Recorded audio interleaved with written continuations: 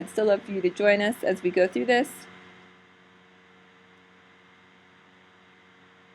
But that's okay. Okay, I'm sorry that you weren't here, Ava. You're going to have to give me a little bit more information than just your Raspberry Pi's not working. A lot of times, too, if you could send us an email before class, we can help work more one-on-one because we are going to have to move forward in class today just because we got a lot of students. And I'm not trying to be mean at all. I'll absolutely try to help you figure out why your Raspberry Pi is not working. But just because we do have class, a lot of times it can work better if you just contact me on Edmodo or send Young Engineers of Today an email and they can get in touch with me and we can figure out, or they can help you, we can figure out what's going on with your Raspberry Pi. But if you could send me more information on what's wrong with your Raspberry Pi, that would be great. If you weren't here, that's okay.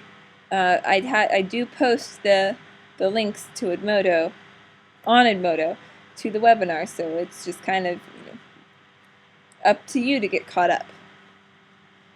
Speaking of our Raspberry Pis, at the first few minutes of class, hopefully everybody can get plugged in and ready to go. So as a reminder, we're going to start with these USB ports. Remember, you have 4 USB ports. You're going to use 2 of them to plug in a keyboard and a mouse. And those go in these kind of squarish Raspberry Pi.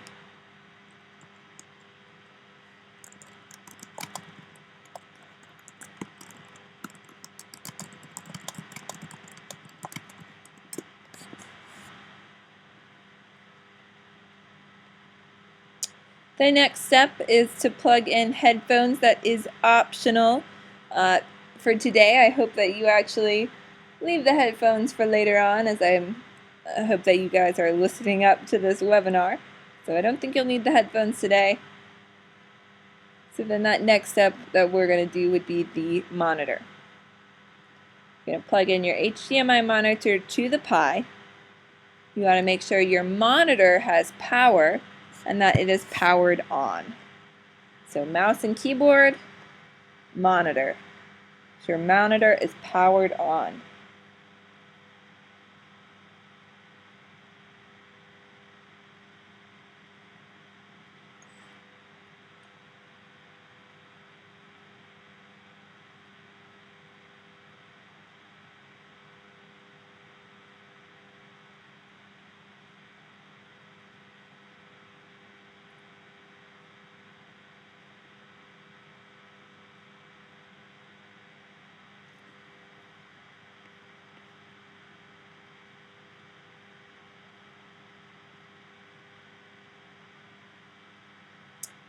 Alright, just looking to see who's with us this evening. So we got mouse and keyboard plugged in, monitor is plugged in. And then down here, this is a better angle of it, make sure that your SD card is in.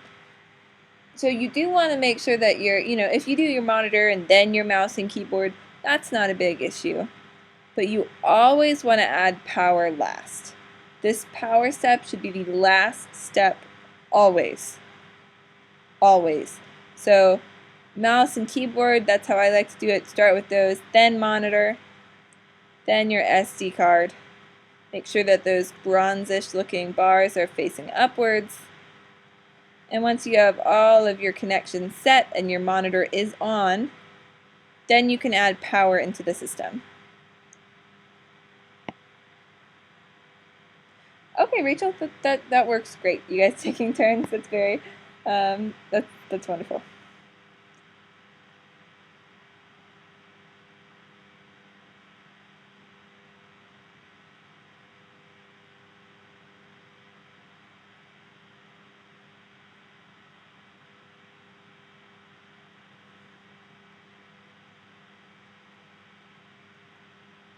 Anyone have a question about this setup? Question about the Pi?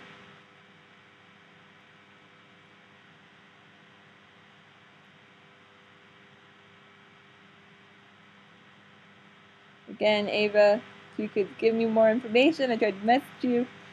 Can't help you if I don't know what's wrong with the Pi. There's like many things that could be wrong, so saying it's not working isn't giving me enough to help you out.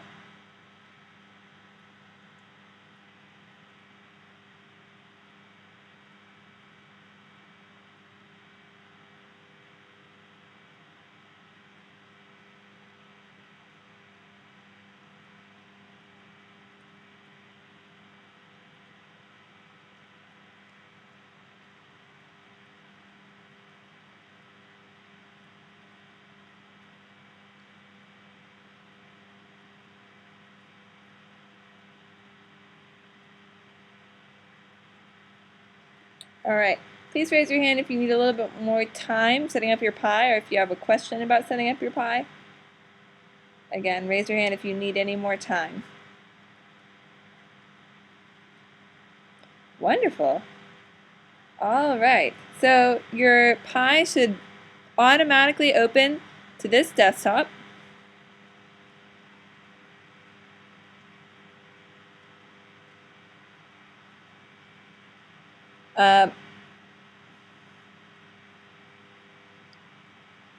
If it does not open to this desktop, we're going to review the troubleshooting tips, and maybe, Ava, this will solve your problem.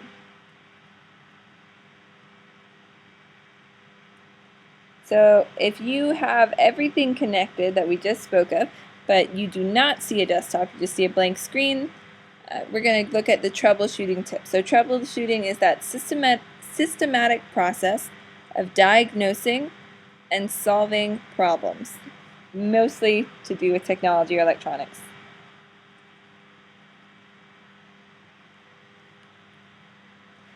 So let's say you think everything is good with your setup, but the monitor, nothing pops up on the monitor.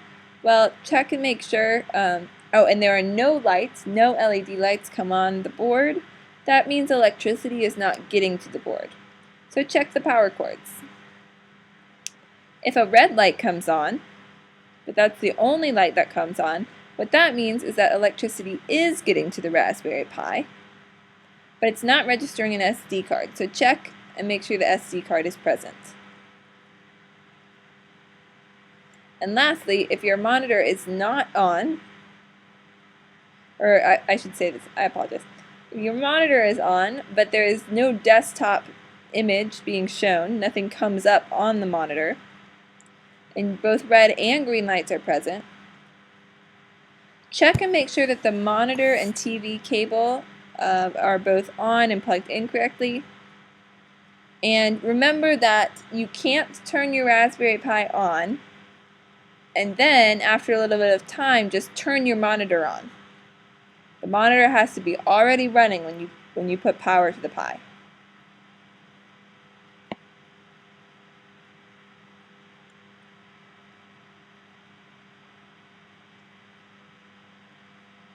Okay, Ava, that seems like a much bigger issue than something I can troubleshoot with you. Sorry that you're having frustrations with your Pi. Can you let me know just yes or no if you've let Mr. Dubik know this? So just that first question, yes or no, does Mr. Dubik know?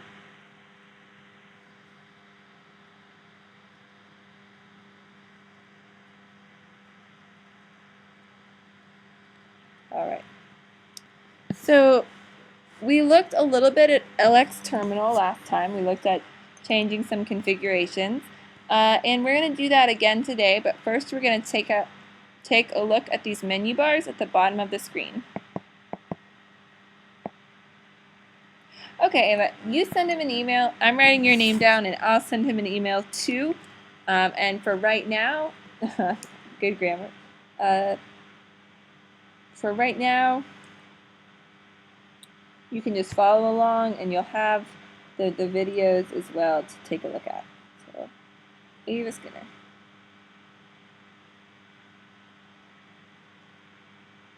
And I'm slowing down a little bit. Someone's saying that they're having problems.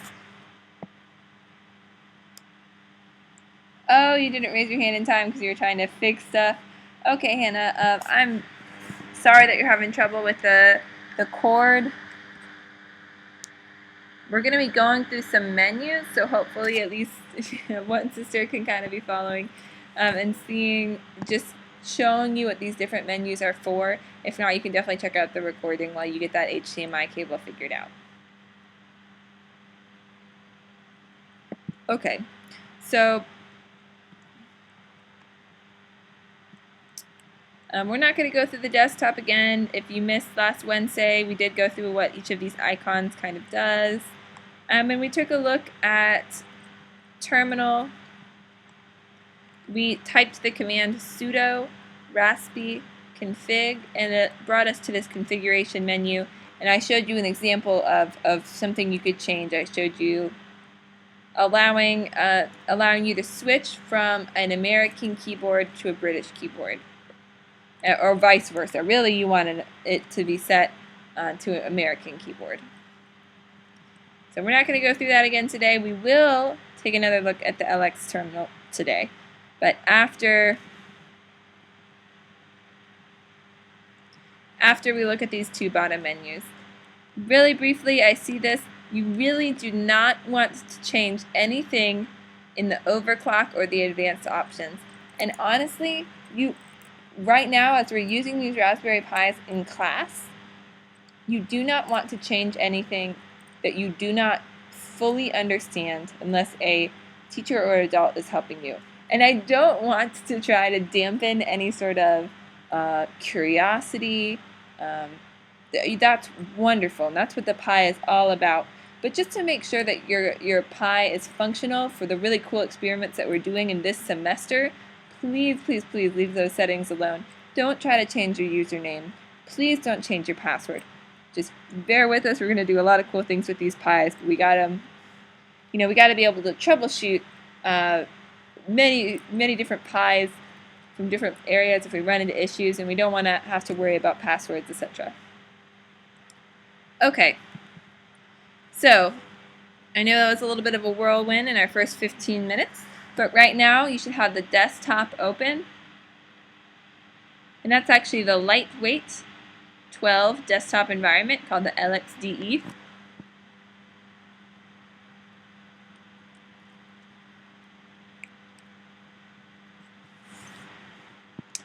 And we're going to take a look at the taskbar, which is this bottom bar here, and the menus over here, the options over here as well. Just exploring your desktop further.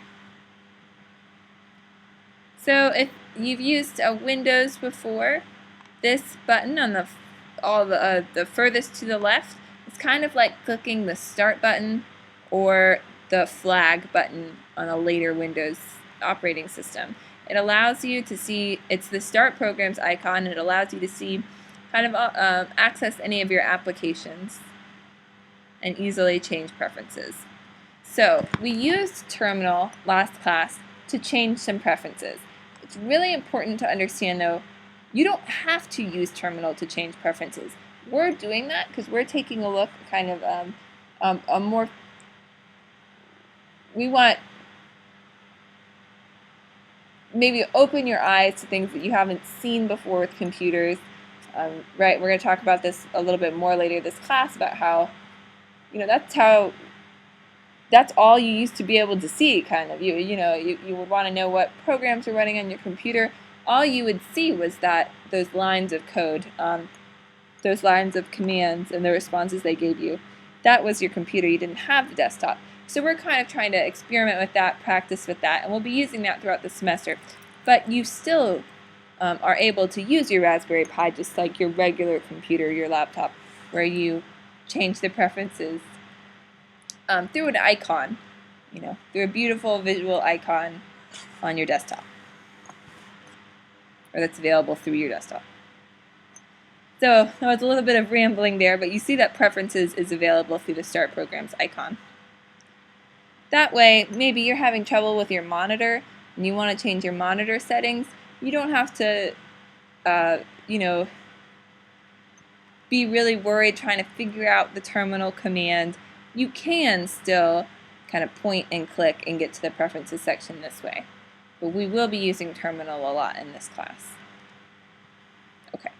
So from the Start menu, you can access a lot of your files, your applications, just like on a Windows. Those different options there. Again, preferences does allow you to change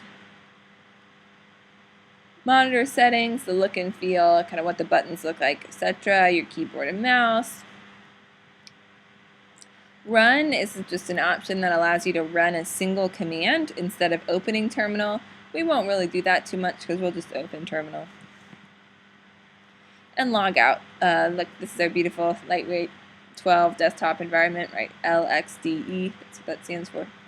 I really don't want you to change your username or add another user for right now, unless you have a special situation sorted out. So you don't really have a reason to log out at the current moment, but that option is there in the Start menu. Right next to that Start button, what would be the flag on Windows, but it looks like this. I don't even know what you would call that strange shape. Right next to it is your File Manager icon. This is really important. When you're saving things to your computer, you really need to know how to access those files again. On a Mac, if you're saving it to a Mac computer, that's called your Finder. It looks like this. Your Finder. I know on the recording, the people that are watching this in the recording can't really see it. And I'm very sorry, but it looks, maybe just by clicking it, it'll come up. It's where, yeah, there's your Finder. It shows you all your files.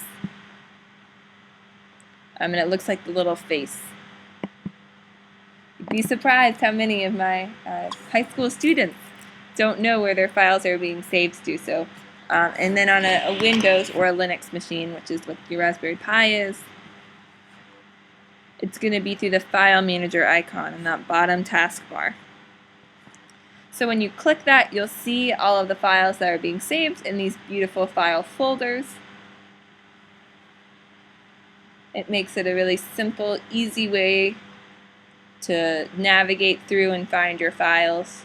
Remember, originally, people would have to kind of type out, and these were called directories. It's a lot less user-friendly. This is very user-friendly. So when we save Python files or Scratch files, we'll be saving them to our File Manager.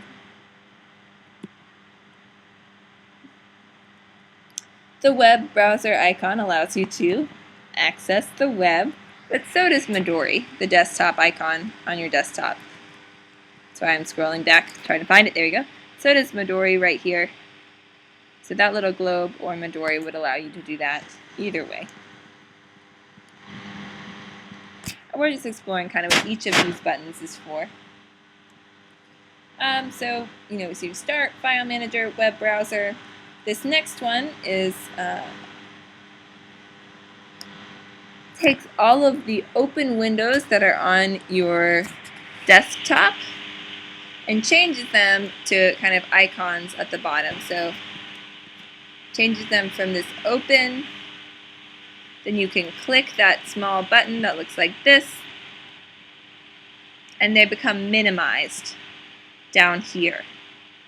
So not icons up here on your desktop. These open the actual application, right? Just minimizes them down here, and you can click that, and they would pop up again. Multiple desktops are these last two, and by clicking either the left or the right rectangle here, allows you to navigate between two you can think about them like workspace environments. Because two desktops, that kind of sounds strange, but imagine almost having, another monitor right next to your first monitor. And that way, if you have a bunch of applications that need to be opened, you can kind of switch back and forth between your two desktops and manage them easier than having to kind of minimize all the time or click and move these windows to try to fit everything on the same screen. So we'll recommend that you use two desktops when you do something like Scratch, or when you use Python to launch different codes in Minecraft, because you're kind of doing two things, right? You have Python open, and you're also going to need to have Terminal open, and you're going to need to have Minecraft open. So all these different windows, practicing with the two different desktops is going to help you out. Are there any questions? I know I'm moving a little quickly today. No questions? Okay. Now we're looking at the right side of the taskbar, so on this side down here. The first, you see CPU activity. So if you have a lot of applications open, you're doing a lot on your Raspberry Pi, this will look very green. If you're not doing a lot, you don't have too much open, pretty much just your desktop, and you're just kind of hanging out, it will look very black. So the more activity, you kind of see it visualized in this green area right here. Next, we see the time. Raspberry Pi, and the time is in military time, which means you go from 1 to 24. So once you hit noon, you don't start over with 1 p.m., you move on to 13. And then instead of 2 p.m., it's 14, etc., etc. Instead of midnight, it's 24. Raspberry Pi does not have a system clock, and what that means is that if you turn off your laptop and you don't have it connected to the internet, you turn it off for a week, you go on vacation, and you come home and turn your laptop back on, it still knows what time it is, and it knows the date too. And that's because it has a system clock and it's tracking how much time goes by, even if it does not connect back to Wi-Fi. It's actually very, very cool. It can be powered off and it's still tracking the amount of time that's gone by. Raspberry Pi does not have that, but you can set the date and time. You're just going to have to do that kind of continuously. We're not going to worry too much about the screen lock right now. And that button does allow you to power down the Pi, just like the shutdown button you have as an icon on your desktop. Alright, any questions about those two menus? I know we moved through them pretty fast. I just want you to be familiar with what's there, and if I say File Manager, I want you to be able to find that. That one's really important.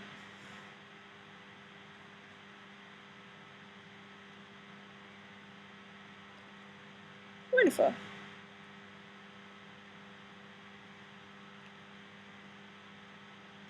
Okay, this penguin is the symbol, I guess you could say, of Linux. Just like the Apple is the symbol for a Mac. Oh, I just kind of gave that away a little bit. But I know this is a lot of lecture. I'm going to break it up with a question here. Who can name another kind of operating system other than Linux?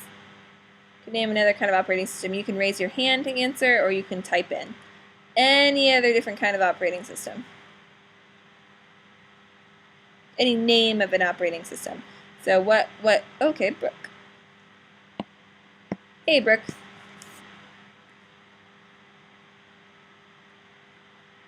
iOS. iOS, yeah, great. iOS is an operating system.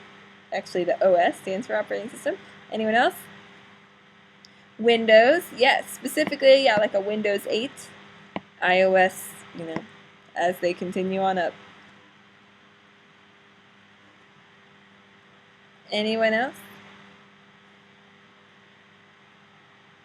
Laura says mountain lion. It's actually called mountain lion. Apple, yeah, they kind of have themes. So on the Mac computers, they would go from, they were big cats for a while, like mountain lion, snow leopard, and now they're doing national parks, which I think is very interesting. And then Windows, just kind of in basic Windows 8, that sort of stuff.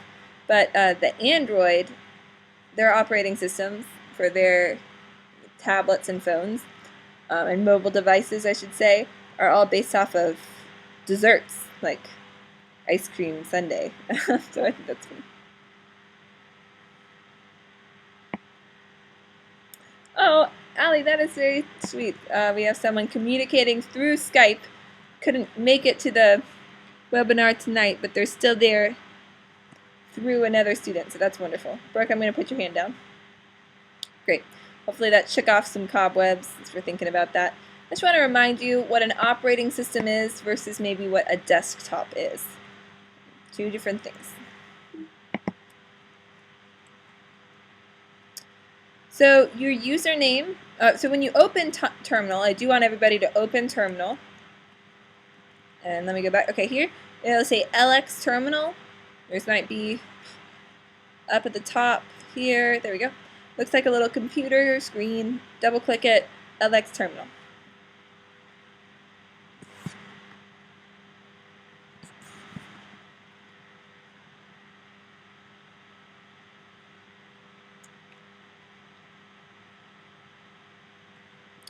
Alright, when you open that, a screen should come up. It'll look like this down here. And you see this Pi at Raspberry Pi. This symbol is called a tilde, and then you see a money sign. And what this says up here is Pi stands for your username. Everyone has the same username. And then the Raspberry Pi stands for your computer name. Username, computer name. That's why they make you name, if you have like if you get a laptop or an iPad, it will make you name the actual device itself.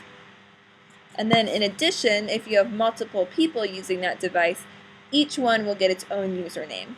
Well, here we just have the generic Pi username and Raspberry Pi for the computer name. Sorry, my mouse is very sensitive and sometimes it zips forward in the presentation. And when you see this tilde and money sign, but these are they're called prompts, and they're letting you know you can type a code. It's ready to go. So we're going to learn some Linux commands in Terminal.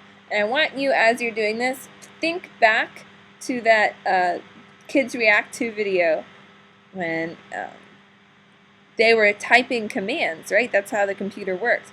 Well, we are going to be learning some of those commands that people had options to, or that people would use back in those days, and people actually still use the commands, still use Terminal for many things, but definitely not as widely used. So in order to start your desktop,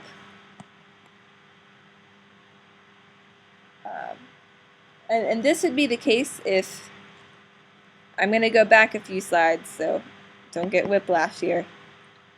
Let's see.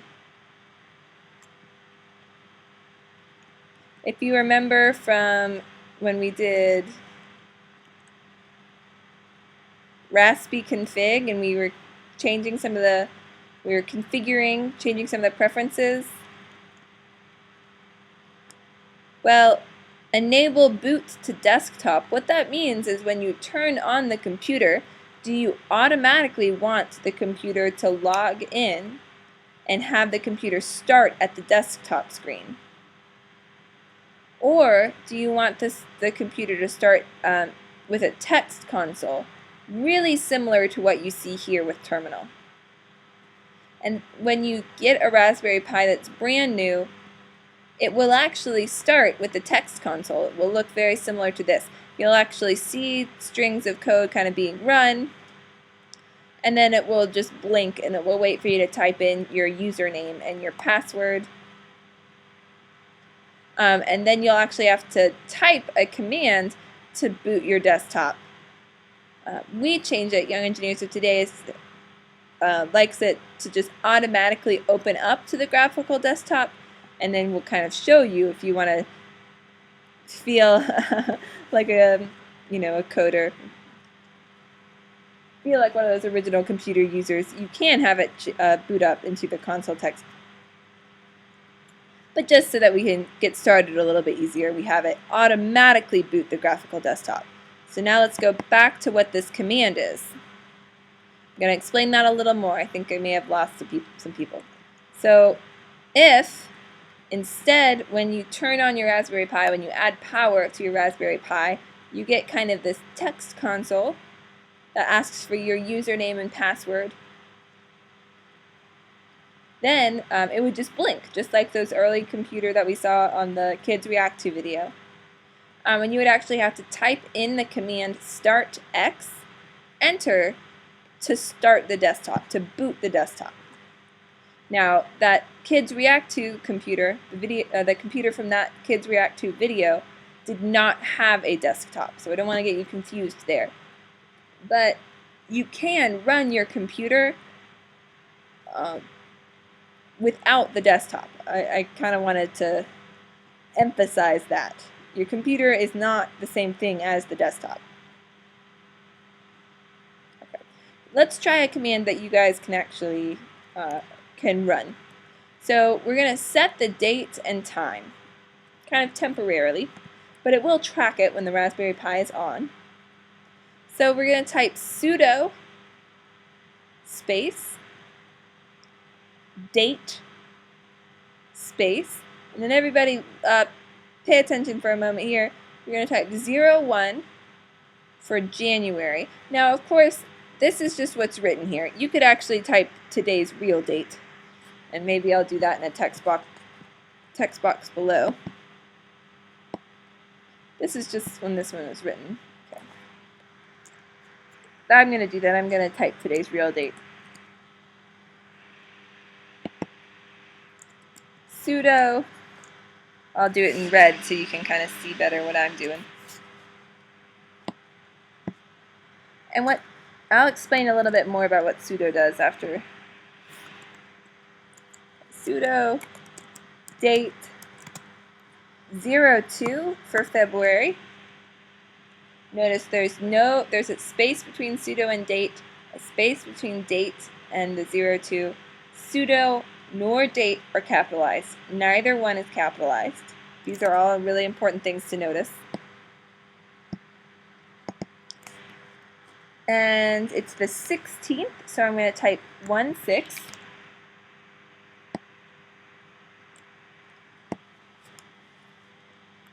And it's 8:30, which in military time would be 12 plus 8, right? Because instead of starting over with 1, you move on to 13. So in military time, it's 20. Instead of 8 p.m., it's 20. 3/6. And that's setting both the date and the time.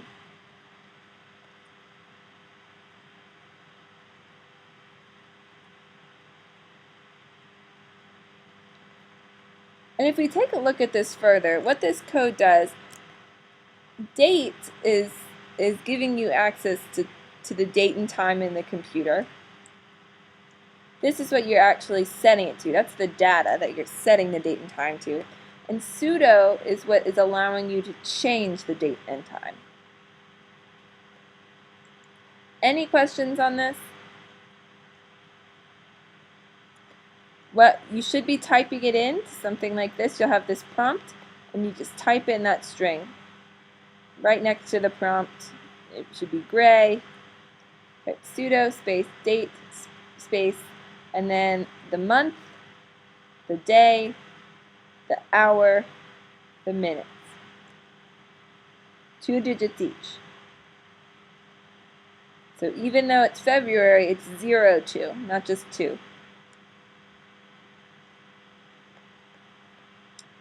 And when you hit that, you should see that there's not really a response. So once you write this all out, you should hit enter. And you're actually going to have to use another command, date, in all lowercase letters, and that's just going to check the date and time. And right, yours should say February 16th, 20, about 38.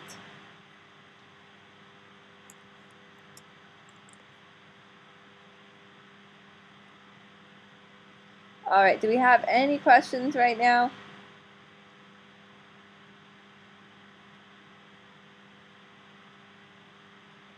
Great. Okay, we're just going to move right along then. So that allows us to set the date and time. We can also see information about the computer. So again, travel back to when we are using, or long ago, when someone did not have that graphical user interface, that desktop to interact with. Well, right now, if I want to see how much memory is available on my computer, because I have my mouse and my desktop, it's really easy for me to see that. I just click on this Apple, and I see about this Mac, and it tells me all sorts of stuff, like how much memory I have, support. It's very easy. You actually had to type commands to kind of figure out how much would be saved.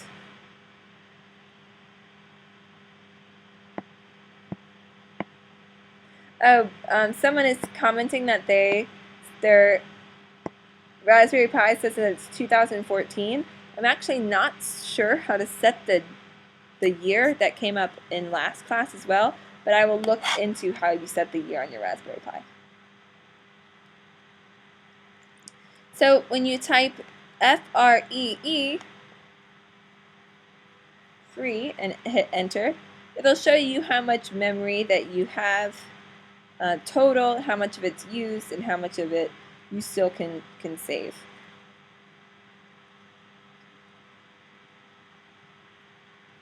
So I have a question for you all. So kind of listen up for a second. You can see the free thing.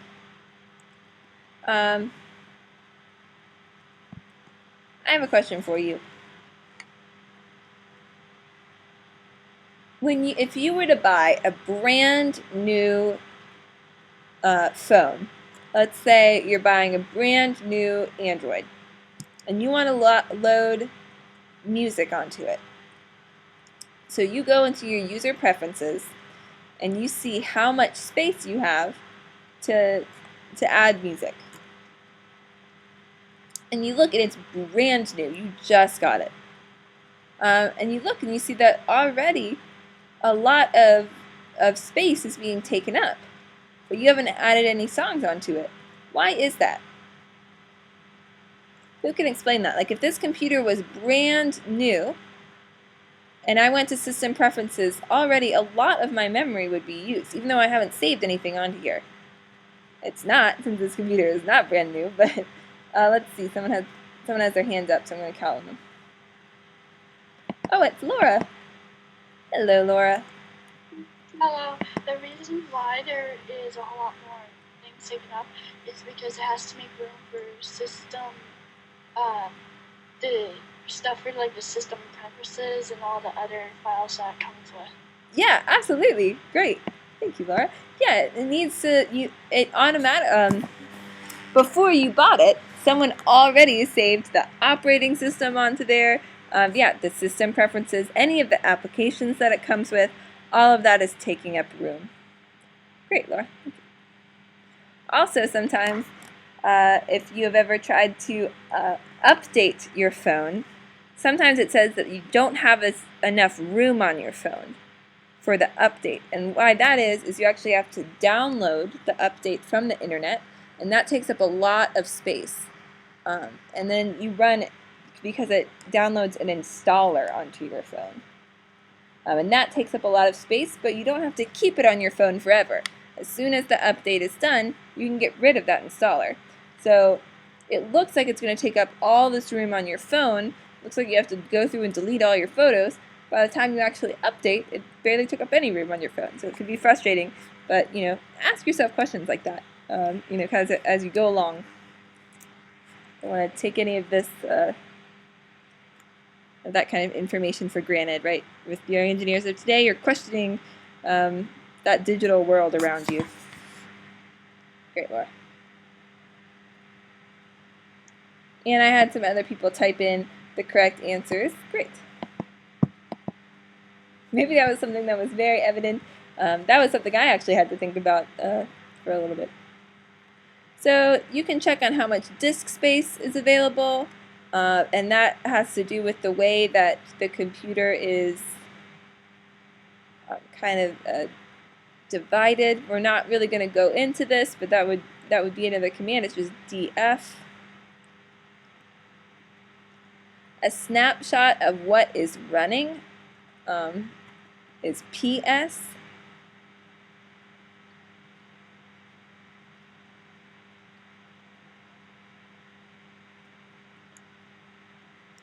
Those commands are definitely on the techie side. But something that might make a little bit more sense, what is plugged into the USB port? LS USB. And we actually had someone note it is not capital L, it is lowercase l. We just wanted to say that it was an L and not an I. So if you say LS USB, what that's doing is it's saying list anything that's connected to that USB port, the directory.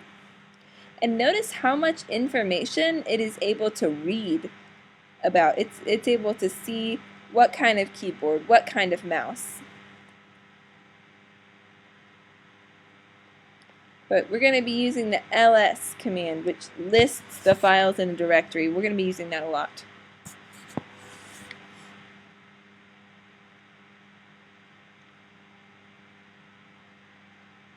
Giving everyone a moment. If you have your Raspberry Pi up and running, I do want you to be using LX terminal right now, and I want you to be trying out these commands. So I do want you to type in ls USB and then hit enter.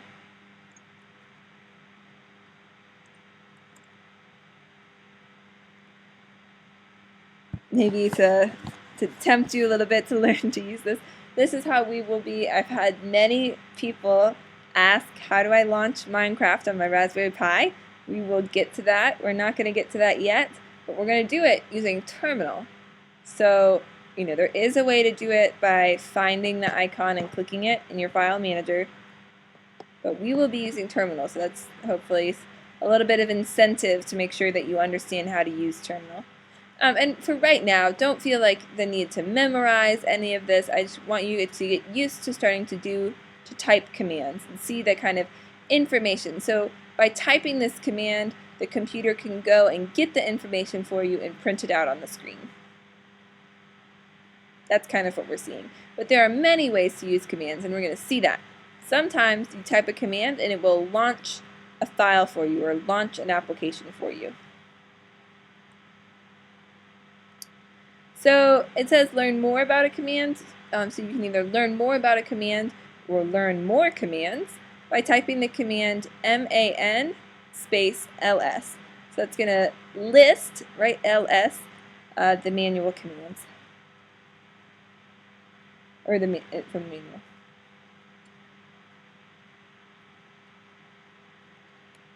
And that's all of those there from the manual page. And there is a lot.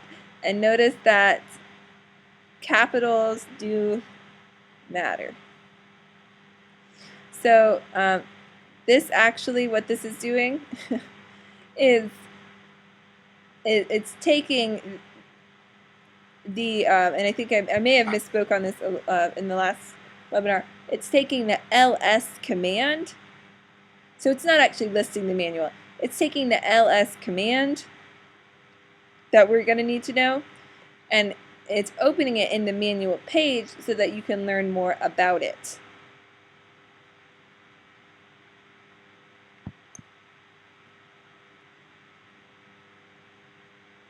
So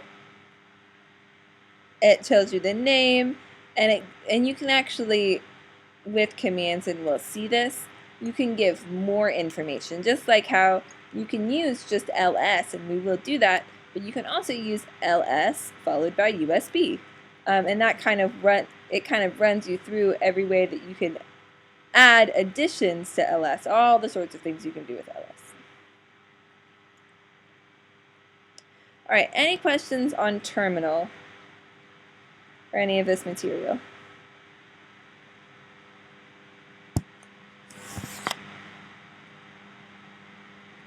Alright, we have a few minutes, and I would actually like to go ahead and get started on Scratch as long as we don't have any questions on this.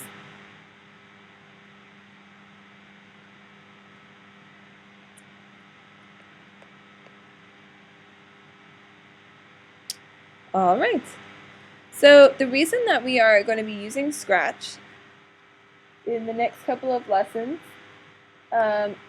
one, learning programming, always good. We're going to be doing Python, so any type of programming practice that you can get is going to strengthen your knowledge, strengthen your logic skills, and help you in any programming that you do in the future. Specifically, we want to use this version of Scratch that's on the Raspberry Pi, and if you take a look at what it looks like, if you're familiar with using the Scratch that is on your browser, when you go to scratch.mit.edu,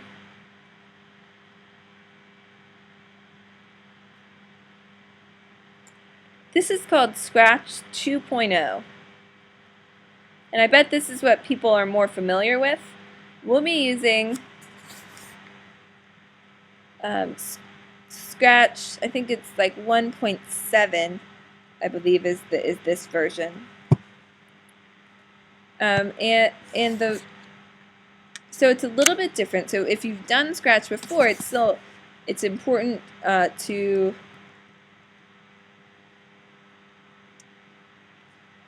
it's 1.4 is that version. It does not require the internet, so you don't have to run it through the internet. I can only go to scratch.mit.edu if I'm connected to the internet, right? But the version that we're using on your Pi, it actually comes with the Pi. Does not require the internet. And I thought it walked us through why we were using that. One moment as I try to figure this out. Okay, we're using 1.4, and you have learned 2, so it's going to be a good review of Scratch for you, with giving you kind of more of the specifics of here's what's different with 1.4 versus 2.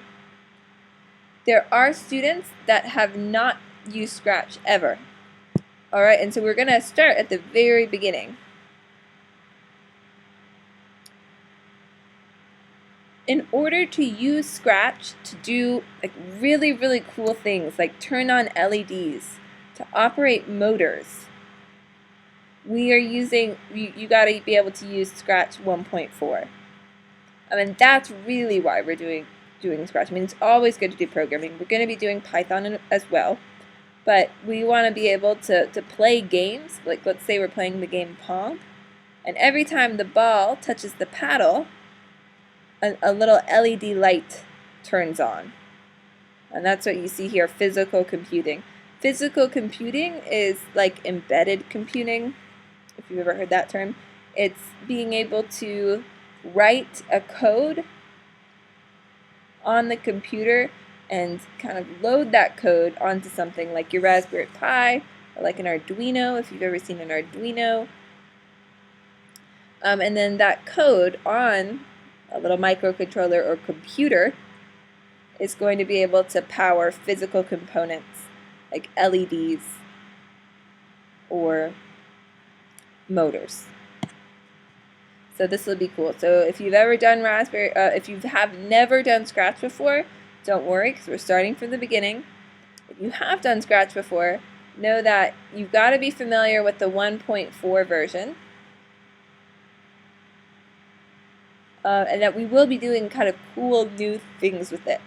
That, you know, for example, in this game, this is like a Flappy Bird game that you all, that some people made last spring or fall. It would have looked like this guy over here, I believe. Maybe, I'm not sure which one. Was their Flappy Bird. But let's say you were doing the Flappy Bird with the physical computing, where you're tying in that code to the physical world.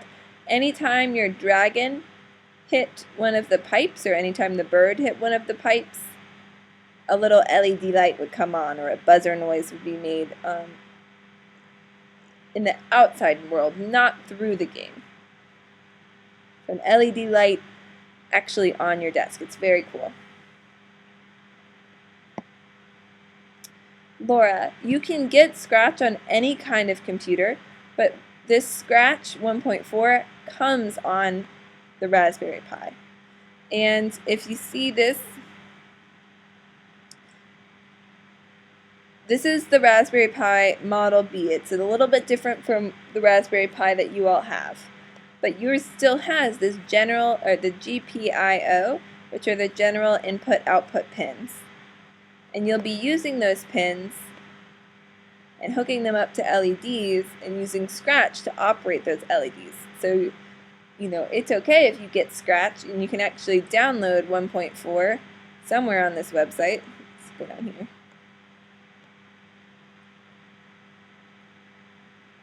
I know somewhere on this you'd be able to download 1.4 onto any kind of computer, but we want to make sure that you're able to access it on your Pi when possible. You know, let's say you're having a monitor issue one night, well, yeah, you could still use Scratch, you know, on your laptop just to learn the basics, but as long as you're working towards being able for it to work on your Raspberry Pi so that you can do the physical computing with these pins. Laura, I'm not sure that answered your question, I hope. May have been a little bit more information. Okay.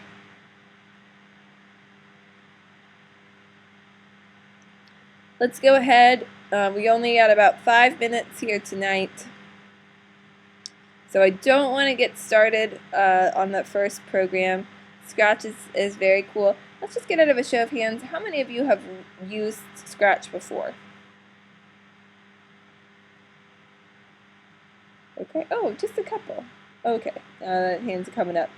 Slowly but surely, hands are coming up. Okay.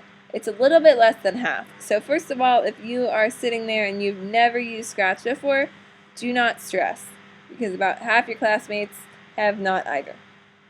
And we will definitely be taking our time. If you have used Scratch, I will be offering these kind of additional challenges to you. I won't be able to offer it at every point, but when we take a break from learning kind of step by step, I show you what to do and you do it. We'll take kind of breaks where I say, all right, now you make one change to the code, or you mod the code in a certain way. I'll give extra challenges to those of you who are already familiar with Scratch. So you should still be challenged to some extent. All right, now who had a question about Google Sites?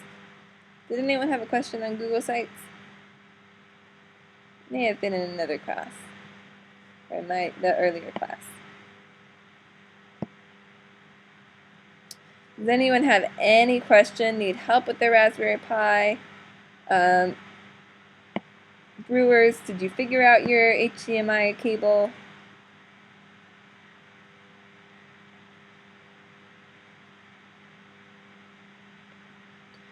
I know I've already seen some really wonderful Scratch projects through Edmodo. Take a look. We are going to be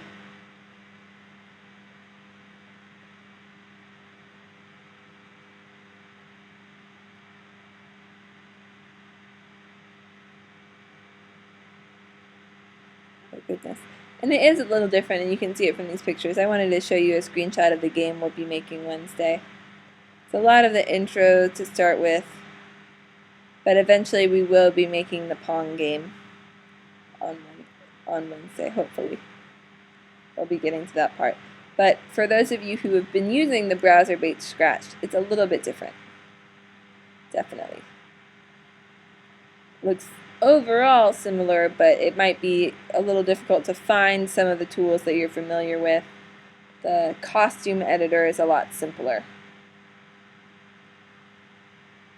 Okay, Bruce, I'm sorry that you're having trouble with your cord, and I hope that you guys can get that looked at. If you have any questions about it, please let us know. Please reach out and we can try to direct you to the correct cord. You might just need a new cord, but if you can't find the right one, please just let us know.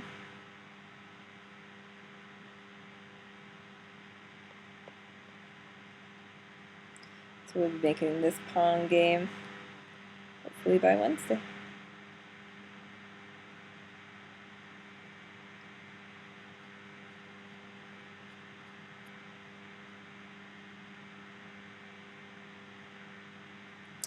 Flappy Bird is a fun challenge for later on in the semester. Hopefully we'll get to it. Anyone have any questions on their Raspberry Pi?